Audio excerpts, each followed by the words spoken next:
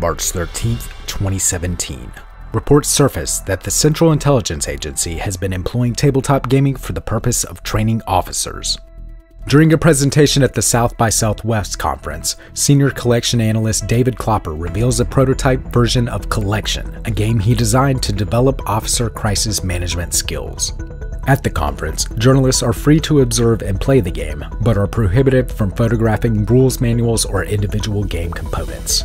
On June 5, 2017, citizen Douglas Palmer files a Freedom of Information Act request for records of any materials relating to the analyst training game. On March 3, 2018, he received a response. I'm Forrest with Two Bats Gaming, and welcome to a table full of secrets. Why do we play games? Some answers are obvious: for challenge, for entertainment, for social camaraderie around a shared focal point. But a deeper look at the question reveals a much more storied answer. Historians have discovered evidence of humans playing games as early as 3000 BCE. Games are not just an idle pastime. They're a part of our evolutionary history as a society. We use games to learn, to teach, to educate our young. But far past our formative years, games can still be useful to teach us concepts beyond the simple mechanics they employ. We can learn strategy, we can employ teamwork, we can develop ourselves as humans through a game. When we play, we better ourselves. It is with this in mind that senior CIA collection analyst David Klopper set out to change the way that the CIA trains its operatives. In 2008, Klopper was approached by his superiors and tasked to develop new internal training procedures. Training seminars, as one would imagine, had become lengthy classroom experiences full of PowerPoints and flip charts. The learning experience had become, in a word, boring. Not something you want when your pupils could quite literally become spies. Klopper suggested an interesting approach. A self-described gamer, he suggested that the CIA integrate games into the training experience. His superiors agreed, and Klopper set out to design tabletop games that could be employed during training sessions, with the goal of making the experience far more entertaining, thus increasing information retention by the trainees. After successfully developing 3 such games, one with help from Volko Ruhnke, creator of the legendary Coin series of games, he began using the games in his seminars, and to much success. Officers responded positively to the games, and Klopper observed how his games encouraged collaboration between officers, as cooperation between players was more or less a prerequisite to win the game. Knowledge of the in-house CIA tabletop creations remained a secret, hidden away from the general public until March 2017, when Klopper and a number of other intelligence officers hosted a panel at the South by Southwest Gaming Conference. The panel, entitled Cloaks, Daggers, and Dice: How the CIA Uses Games, showcased the 3 games Klopper had developed, as well as a discussion centered around how the CIA had successfully employed Klopper's creations to enhance officer training. Open to the public, the seminar attracted a number of journalists who reported on the information presented. More importantly, however, these journalists had a chance to play one of Klopper's creations. One of the games, entitled Collection, was a cooperative venture wherein players had to combine their resources to manage a number of crisis scenarios, each which threatened to run rampant out of control and thus end the game. Journalists were allowed a limited engagement with the game, getting to play a few turns, but not being allowed to take photographs of the game rulebook, certain components, or any of the officers at the conference. However, before getting the opportunity to check out the other 2 games designed by Klopper, the facility's fire alarm was mysteriously triggered, and the participants were forced to evacuate the building. And this is where we come into the picture. Our interest was spurred by an article written by a journalist who had attended the panel, Sam Makovec, whose article on the experience was published by Ars Technica. We were intrigued by the clandestine project. Here was a genuinely interesting moment in tabletop gaming history. CIA operatives were playing tabletop games as a training exercise. We had to know more about these games. We were especially interested in Collection, which Makovec compared in a positive light to the modern classic Pandemic. Unfortunately, the aforementioned and completely understandable secrecy around information concerning these games seemed to all but prevent the general public from ever experiencing them.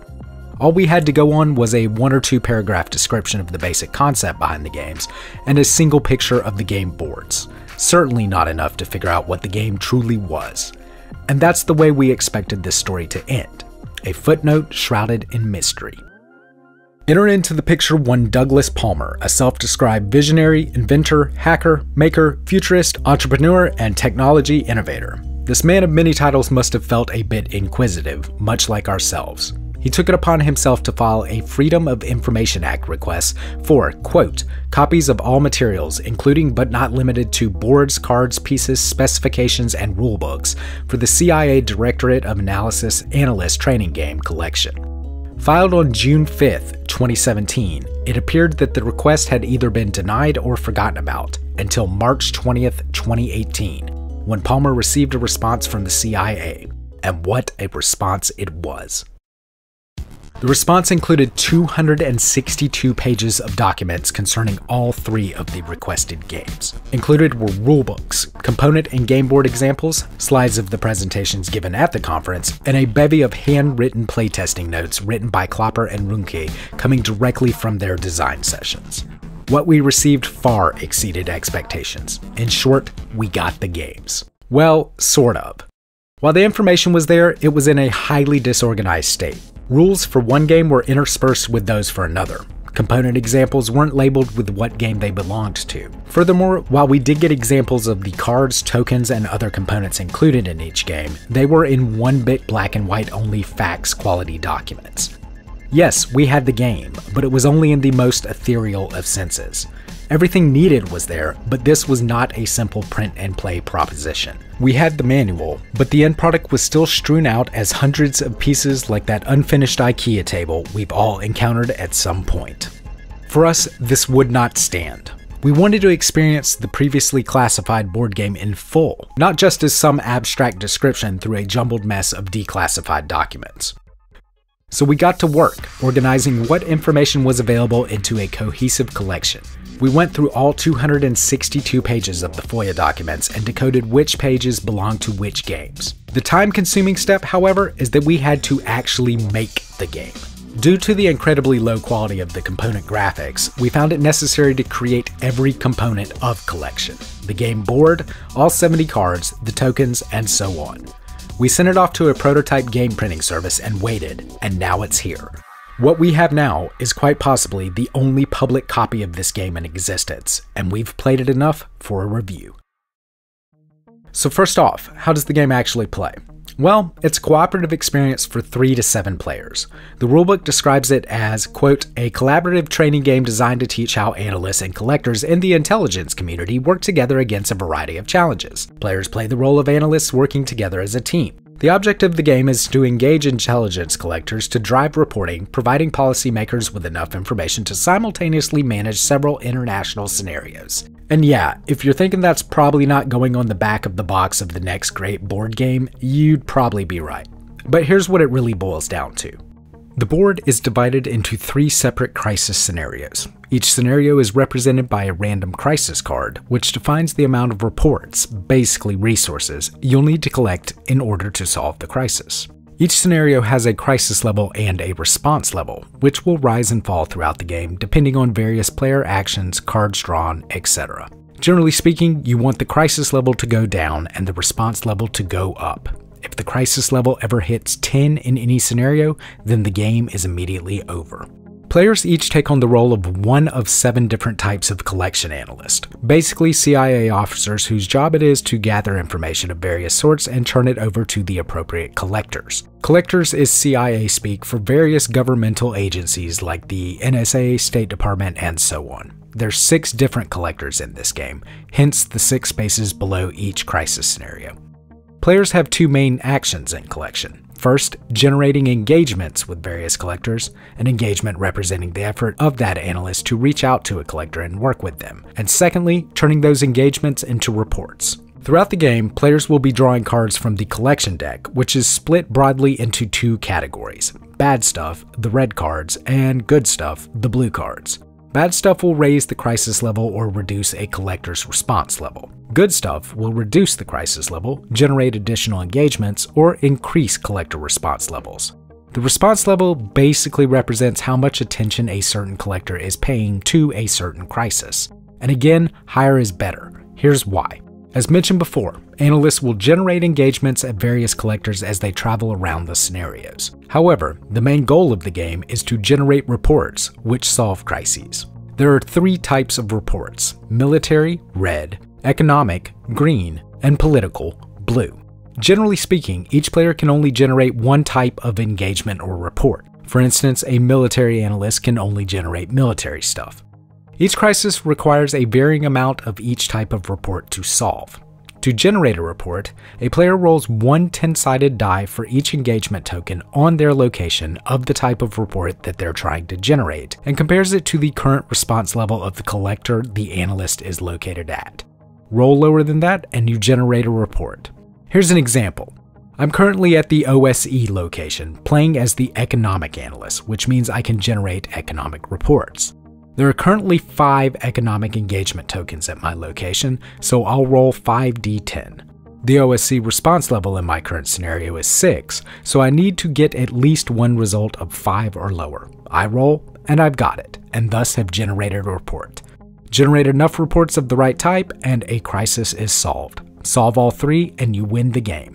And that's the basic idea. Players try to outrun the ever-rising crisis levels, managing their sparse engagement and report resources between the 3 scenarios before time runs out. The second question, then, is the game any good? Well, actually, yes. Much to our surprise, there's a good amount of strategic complexity present that leads to an entertaining experience. Collection is a high-stress game, make no mistake about it. But that's what it should be, an engaging interlope into the literal high-stakes world of CIA crisis management. You and your other fellow players constantly feel as though you're trying to put out 100 fires with a single watering can, and the can's made of cheese graters that are on fire themselves. It is not an easy game, and this would appear to be by Clopper's design. When your target audience is CIA operatives, you don't dumb it down. However, collection is fairly easy to teach. It can be explained to even the most nascent gamer in less than 10 minutes, but it resists your attempts to destroy it with your careful plans. It's not a fair game. It's not perfectly balanced. Nor should it be, because the core focus of the game, the crises, are not fair. North Korea doesn't care if you feel the game is balanced. ISIS isn't interested in all players getting a fair share. Our surprise at the positive gaming experience we've had with Collection is not meant to be in any deference to Mr. Clopper. It's more so that the intended audience of this game is so far removed from the traditional gaming group that everything else we've ever reviewed was designed for, that we had no idea what to expect. We've played educational games before, some of which have been excellent, Freedom: The Underground Railroad for instance, but never before have we played one that was created with CIA intelligence officers in mind. As such, it's not really appropriate to carry the same mindset into this review that we've carried into others. This is not a game for gamers per se.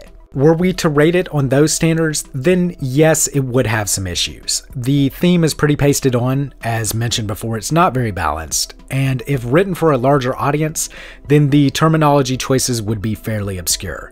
Think Netrunner First Edition. But again, this game wasn't created for the gaming public, and as such, we don't really feel that it's fair to judge it on the same criteria. What we can recommend is as follows. This game is an incredibly interesting piece in the history of tabletop gaming. It is truly awesome that the CIA, an agency pretty much known for its secrecy, declassified these materials and gave them out to the public. As far as we're aware, nothing specifically like this has occurred in gaming before, and we doubt it may ever happen again. As such, anyone who's a fan of the tabletop genre should consider playing the game at least once, if only for the sheer experience. And to that end, here's where we'd like to give back to the hobby, or at least we hope to. As discussed before, we had to create the entirety of the game components in order to have a copy to actually play on. We've got the files ready for printing, and if you send them off to a prototype maker, you will receive in turn everything you need to play Collection. Total cost to print for us was just over $40 shipped to our door. And we would like to release these files as a completely free, publicly available print and play version. However, as you might expect, we're actually a little bit nervous about this. To be honest, we kind of expect this video alone to get us some attention from the alphabet soup agencies, but it was just too cool of a happening to let it pass by. So with this in mind, we need some help. While the game has been declassified in terms of info in the FOIA release, we have no idea about the legalities of releasing our print and play files to the general public. If any of you can get us in touch with someone who could let us know if it's kosher to release the print and play files, that would be great. And no, we don't mean your cousin's boyfriend's nephew who was once a lawyer. We mean like actual okay from somebody legit, so that we don't end up getting raided at 3 AM and shipped off to federal pound me in the ass prison for putting out a goddamn board game. We've attempted to find a way to contact David Klopper and haven't been able to find anything. And let me be real with you, I'm not sure how deep I'm willing to dig. You try Googling a known CIA officer's name and see if you don't start looking over your shoulder a little bit too. We are going to reach out to Volko Ruhnke once we release this video and see if he can point us in the right direction. We also have submitted an entry to Board Game Geek without our print files to get the game included on their site, and if and when we release it, we'll put it up there if it's accepted. And don't worry, we will make a video announcing the release if and when it happens. At the very least, we will live stream a playthrough of this game on our Twitch channel at some point. Check us out on Twitter, we'll announce it there. We will get the VOD on YouTube at some point. In any case, we greatly appreciate you checking out our video on this interesting footnote in tabletop history. We hope you enjoyed it, and if you did, please do consider subscribing to our channel before we get drone striked in the middle of the night. Just kidding, just kidding. Oh Jesus, I hope this wasn't a bad idea.